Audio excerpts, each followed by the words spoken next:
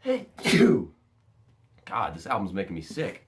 Hey, it's JC1424 once again with another album review. Today we're going to be reviewing the new Black Veil Brides album, Vail, which came out in January. So I am quite late on this one, but I wanted to wait it out until I got a new phone/camera so that I would have better battery life and that I'd actually have more room on this phone, which has a lot of room. So I'll have the space needed to record some decent album reviews. Now, Black Veil Brides actually happens to be a emo heavy metal band. Very, very commercial, I suppose, because they really keep things in between the lines on what they write about. Most of it's just redundant amount of independence and bravery, not wanting to give up on life and doing things their own way, being so different from everybody else. And we might as well get into things. The first track on this album actually happens to be an intro clip titled Incipiens ad Finum, and that translates from Latin to beginning of the end. And I feel like we've gotten that kind of music basically from every album that's made by Black Veil Brides at this point. It is 22 seconds long, and it's really just Andy Biersack, the lead singer of Black Veil Brides, just talking about what's going on in this album, and I guess how the whole band is dealing with everything. He mentions Legion of the Black, which is a film made by the band themselves. It's like 45 minutes long, and I can only assume that it's actually just a film about independence and the end of the world and bravery and, well, the same stuff that their music is about. The second track on this album is titled The Last One. But it's not the last one, it's the second one, obviously. And it's the first actual song on the album. I feel like it starts out the album quite well with its soft melodies at the beginning, and then it progresses into actual heavy metal. The chorus is quite decent. It's something that can get stuck in your head if you listen to it maybe just once or twice. I like the backing violin that happens in there. I really think that's a good addition in instrumentation. Only in some songs we actually get some symphony or orchestra in the background, and this one is one of them, and it's a pretty good one. And then we have the actual topic of the song, which is very similar to what everything else on this album is about, and it's just not being defeated again. He says that this is the last time I'm going to be defeated, and they're not getting defeated again. And that's as simple as it gets. I swear this time is gonna be the last one, gonna be the last one. Oh, oh, oh. This time is gonna be the last one, gonna be the last one. Oh, oh, oh. Track 3 is titled Wake Up, and I think this song got a music video like right after the album came out. It's a song about our country basically destroying itself, and I can say that is something I can really envision, because it's something that's happening as we speak in terms of society actually having sanity. But, I mean, in terms of anything agreeing with the song, otherwise, I don't think that they should be that confident that their independence will have them still here after our country destroys itself. It's got a guitar solo. Almost every single song on this album has a guitar solo. That's a little too much guitar solo. I mean, you have so many guitar solos, eventually it just sounds like freestyle. We'll let them turn away. We'll show them what they made. We'll be here when the heart stops beating. Wait, the nation of today. Our hopes that never fade. We'll be here when the heart stops beating. The fourth track on this album was the lead single, I'm pretty sure, and that is When They Call My Name. This came out late last year, and I have to say, after all this time, it stands out over everything else quite a bit, and I guess that's why they picked that as the lead single. The reason why it stands out so much is probably just because it's the softest song on the album in terms of musicality and even overall emotion. Now, it contradicts almost everything else on this album, because all those other songs sing about being independent and brave and so different from the rest of the society that they'll be able to survive society even after it destroys itself, like we talked about in Wake Up or whatever. And it's singing about, I'm independent, but I'm not that independent. I need someone to rip me from the nightmares that I'm having and save me. I need to get a girlfriend because I can't handle the darkness of this world. But yeah, this is probably my favorite song on the album, and it's a tie for The Outsider, which is track 5. We're going to be talking about that in a little bit, and why.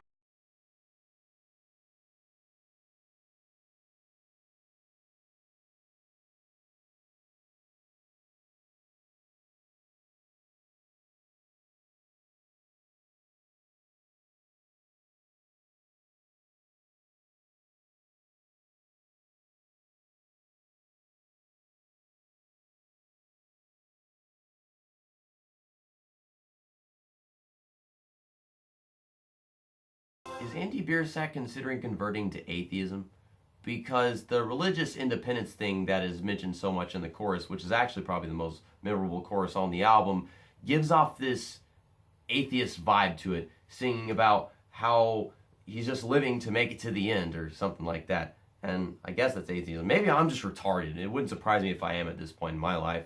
Anyhow, there's this main riff to this song that reminds me of one used in This Means War by Avenged Sevenfold, and a lot of people heard that and said that that one is a ripoff of the one used in Sad But True by Metallica. So I guess you could say that this song is a ripoff of a ripoff. Nevertheless, I like this more than This Means War by Avenged Sevenfold, but I probably like Sad But True by Metallica more than this one, which would be a sin if I didn't. Now, it is my favorite song on this album, either that or When They Call My Name, like I just said a while ago. Let me know if you like this song more or When They Call My Name. I'm pretty sure Black Veil Brides fans overall like this one more just because it's more heavy metal thing. Say a prayer every night. All we hear must be right. I am the outsider, living life for the end. Nothing left to defend. I am the outsider. Track 6 is Dead Man Walking Overture 2, and the Overture 2 part is written in parentheses, and I'm pretty sure that's just because it's got this medley of melodies from tracks 2, 3, 4, and 5 as an outro. I really like that part of the song. Everything else in this song kind of bugs me.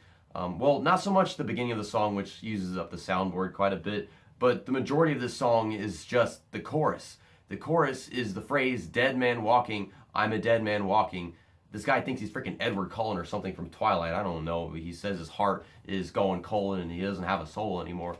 But the chorus is sung like 5 times in this song, and that's probably why it's so long. I feel like this song would be 2 minutes shorter if they just didn't sing the chorus so much. So I stare at the sun, and I can't take back the world. And I stare at the sun, and it burns my heart. As I cry, I am left with the lie of all of these forgotten words. Our destiny is to make it through the second half of this album. Our Destiny is also the name of track 7. It's practically downhill from here because the first half of the album had somewhat fresh chord progression, melodies, and overall song meanings. But then you get to the second half of the album, and it's like the same thing as the first. It's the same song meanings and the same melodies. I feel like they're very, very similar to each other whenever you think about like the songs that they're similar to. And well, this song actually is about bravery, except it's a less confident version of bravery. They're literally asking themselves if they're brave enough to handle this world that's falling apart beneath them, the one that they seemed so brave to handle just a while ago. There's a lot of O singing in the second half of this album, especially in this song in particular. And if I can give it anything positive, I have to say that it has my favorite guitar solo out of all the songs on this album. I don't know why almost every song in this album has a guitar solo, but this one stands out to me the most. All the lights held in our eyes, and we said all as goodbyes. Who will be the one to save our destiny?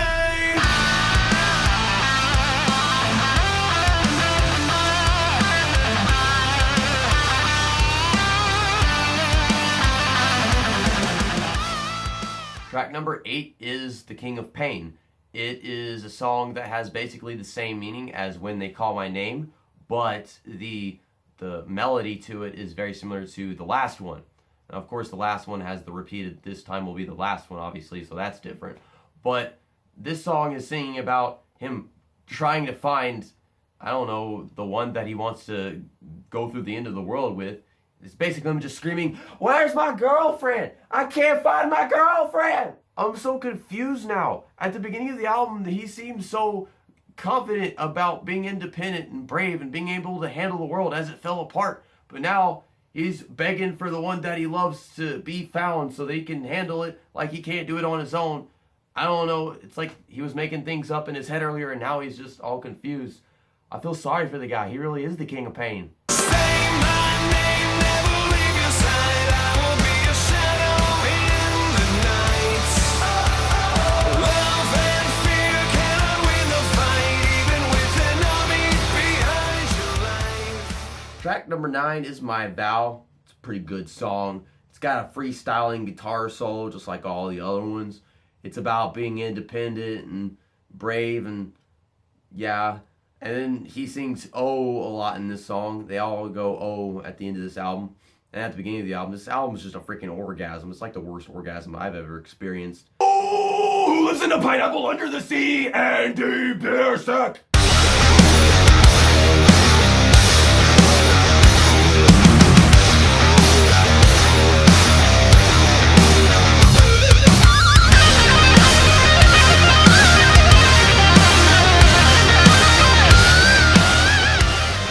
Track number 10 is Ballad of the Lonely Hearts, and this one has a bit of an Evanescence vibe to it, and maybe they're a little inspired by Evanescence, which I wouldn't blame them for.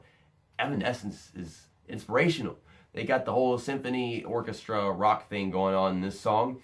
This song is about shaming others who have given up and are looking for help because they're not so independent. That is so fucking contradicting compared to what we've heard in this album so far. Because we have songs that are about them doing that themselves, and they're claiming that they're going to move on, they're going to handle everything on their own. This album is just a freaking period. It's an orgasm during a period, man. Here's to the lonely hearts and the ones that never change. Here's to the failed starts and the song remains the same. We will carry on without their lonely hearts.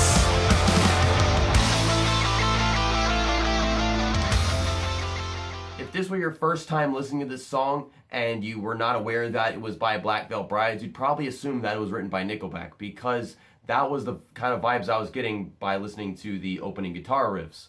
And then once you get past that, it's the same old Avenged Sevenfold kind of Disturbed commercial mashup thing. And then it's actually a song about bravery to the point of instigation. So if you look at the title, it says "Throw the First Stone." Yeah, they're talking about being the one that starts a fight.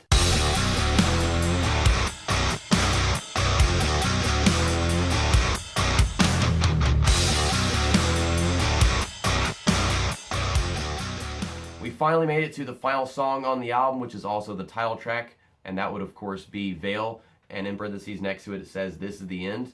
For those who don't know, Vail is goodbye or farewell, and I don't think that "This is the end" is necessary with that being written right there, of course. But it's just a song to end the album, honestly. I feel like I listen to this song and they're saying that the world has ended and there's no more reason to be alive because everybody's gone. So basically the entire album is pointless in its efforts. They're literally saying that themselves whenever I listen to this song. It's very, very similar to "So Far Away" by Avenged Sevenfold, so I guess those comparisons I've been making to Avenged Sevenfold are very correct. The overall key and the vibe it gives off, the emotion and whatever, it's just a great value brand of "So Far Away." Now, the thing about Great Value, it's not good. It's not as good as the actual thing. It's just not bad. And I can say that about this entire freaking album. All the songs in this album are pretty redundant, and then the album is also kind of half-assed because the second half of the album is basically a ripoff of the first half of the album.